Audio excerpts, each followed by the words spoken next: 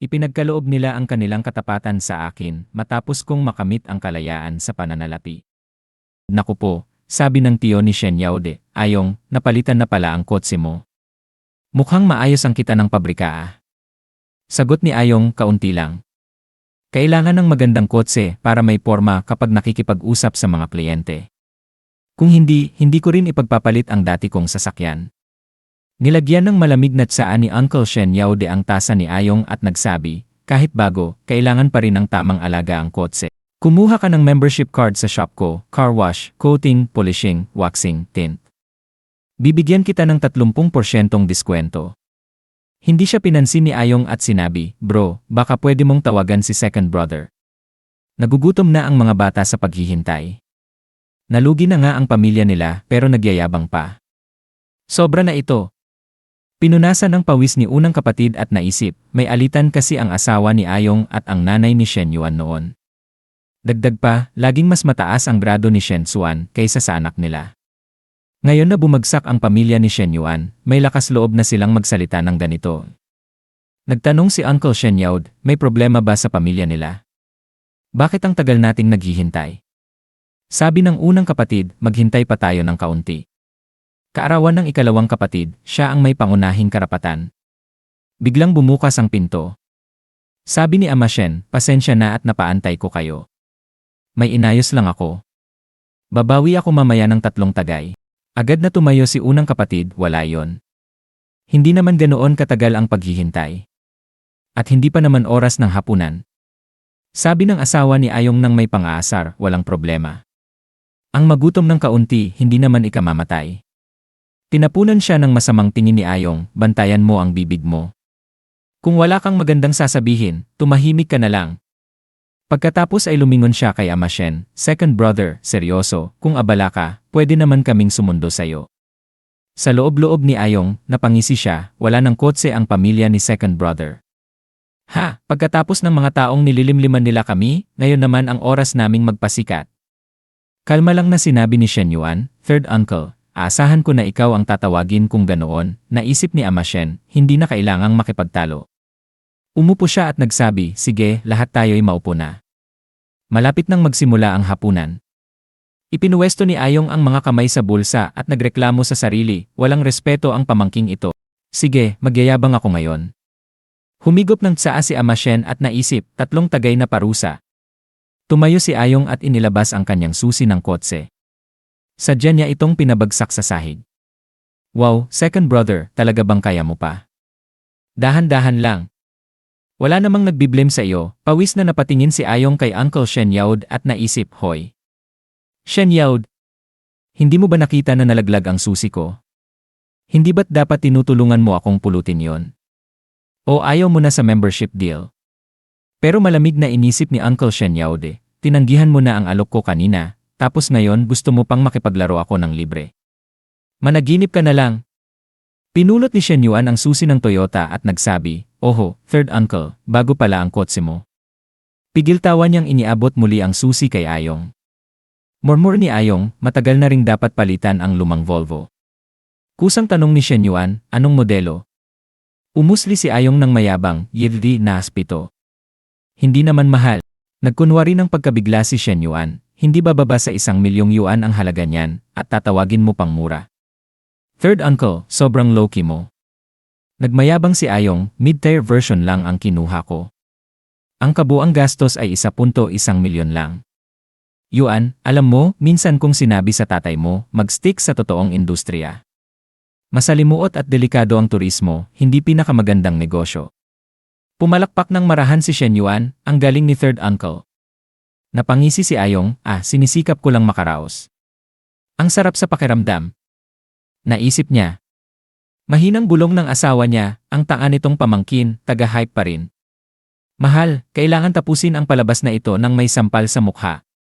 Mahinang sagot ni Ayong, anong alam mo? Huwag kang lumampas. Kung mangutang sila, ikaw ba ang magbabayad? Biglang humiti si Shen Yuan at nagsabi, Old Shen, pati bunso mong kapatid may aapito na. Gaano mo patatagong may batch mo? Tinapunan niya ng tingin si Ama Shen at kumindat, nakaset na ang entablado. Sige, pwede ka nang mag-flex. Namula si Ama Shen at bumulong, kotse lang iyon, hindi na dapat pinag-uusapan pa. Napasinghat sa isip ang asawa ni Ayong, may batch. Sa pamilya ni second brother. Hindi makapaniwala si Ayong, kahit base model, hindi bababa sa 1.7 milyon ang halaga.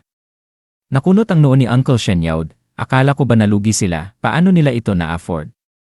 Nagulat si unang kapatid at nagtanong, second brother, totoo bang may batch ka? Kalmadong sagot ni Ama Shen, salamat sa anak ko, may magandang kotse ako ngayon. Pinawisan si Ayong at nag-isip, pwede naman magbiro, pero huwag naman kaming gawing tanga. Naisip ng asawa niya, paano iyon magiging posible? Mahinang bulong ng asawa ni Uncle Shen Yaud, alam naman ng lahat na gastador si Shen Yuan, estudyante pa lang siya.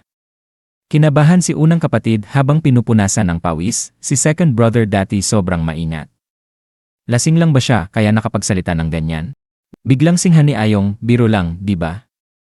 Si Shen Yuan ang bumili para sa'yo. Lumapit si Shen Yuan kay Ama Shen at bumulong, Old Shen, sobra ka namang matiisin. Lahat ng sinabi ni third brother kanina, ni hindi ka man lang bumawi. Napabuntong hininga si Ama Shen at nagsabi, sabi ko nga kay Shen Yuan na huwag bumili ng sobrang mahal na kotse. Hindi siya nakinig. 3 milyon, ang dami pang mas mabuting paggagamitan kaysa bumili ng ganyang karangya. Pinawisan ng asawa ni Uncle Shen Yaud at naisip, sandali, magkano? 3 milyon? Ganoon kamahal? Naisip ni Uncle Shen Yaud, parang barya lang ang 3 milyon. Saan naman kinuha ni Shen Yuan ang perang iyon? Biglang pumasok ang waitress at sinabi kay Shen Yuan, pasensya na po, sir, yung silvered class po ba sa inyo? Nakaharang siya sa ibang sasakyan. Pakiusap, maari po bang pausog? Sabi ni Shen Yuan, ay sige, ako na ang bahala. Napatulala ang mga tiyo at siya sa mesa, parang mga estatwa, dahil sa pagkagulat at pagkalito. Mahinang bulong ni Ayong kay Uncle Shen Yaud, sandali lang hindi lang pala may batch, may class din sila. Mahigit 6 na milyon lahat iyon. Pinawisan si Uncle Shen Yaud at sumagot, baka naman hindi lang sila nakabawi, umangat pa sila. Tumayo siya, pawis na pawis, at nagsabi, bro, congrats. Panalo ka na talaga. Ang bagong kotse, dapat inaalagaan, kuha ka ng membership sa shop ko, bibigyan kita ng 30% diskwento. Habang inaalok ang malamig na tsaa. Biglang singhan ni Inang Shen, Shen Yaude, may gana ka pa talagang banggitin yan ngayon. Noon, inupakan mo sila parang buitre dahil sa utang, tapos ngayon nagbebenta ka pa ng membership. Naisip ni Ayong, hindi ko akalaing ganyang kalakas ang pagbawi ng pamilya ni second brother, at hindi pa niya ito ipinagyayabang. Para tuloy ako ang nagyayabang ngayon. Nakatitig siya sa totoong susi ng may batch na nakapatong sa kabilang dulo ng mesa, at hindi man lang pinansin ang masasarap na pagkain. At sa ganoong tensyon natapos ang hapunan. Maya-maya, sa loob ng guwago ni Shen Yuan. Sabi ni Shen Suan kay Shen Yuan, bro, ang astig mo kanina. Hihi, sabi ni Shen Yuan, bata ka pa para maintindihan. Ihahatid muna kita pauwi. May mahalaga pa akong asikasuhin mamaya. Sabi ni Shen Suan, bro, ang boring sa bahay. Gusto ko ring sumama, alam ko na ang pupuntahan mo. Kung talagang mahalaga, dapat inayos mo na kanina pa. Sabi ni Shen Yuan, walang mas nakakakilala sa kapatid kundi ang kapatid. Sige na, pupuntahan ko ang magiging sister-in-law mo. Maya-maya, bumaba sina Shen Yuan at Shen Suan sa kotse. Tumingin si Shen Suan sa Maserati sa tabi ng parking lot at nagsabi, bro, ang lupit ng kotse na ito. Magkano ang halaga? Sabi ni Shen Yuan, on-road? 2.73 milyon. Nagulat si Shen Suan at nagsabi, ganun kamahal. Teka, paano mo alam kung magkano ang binayaran? Sabi ni Shen Yuan, iyan ang kotse ng sister-in-law mo. Ako ang bumili. Nagulat si Shen Suan at sumigaw, ano? Biglang lumabas si Liu Menglu at nagsabi, andito si Shen Yuan. Pasok ka na. Namumula siya. Nagtago si Shen Suan sa likod ni Shen Yuan, at nagtanong si Liu Menglu, sino siya? Sabi ni Shen Yuan, ang nakababatang kapatid ko, si Shen Suan. Sabay-sabay na tumingin kina Shen Suan sina Chen Na, Liu Menglu, at Hao Qianqian. Sabi ni Chen Na, nandito rin pala ang kapatid mo. Magkamukhang magkamukha kayo. Pasok na. Sabi ni Hao Qianqian, ang cute naman.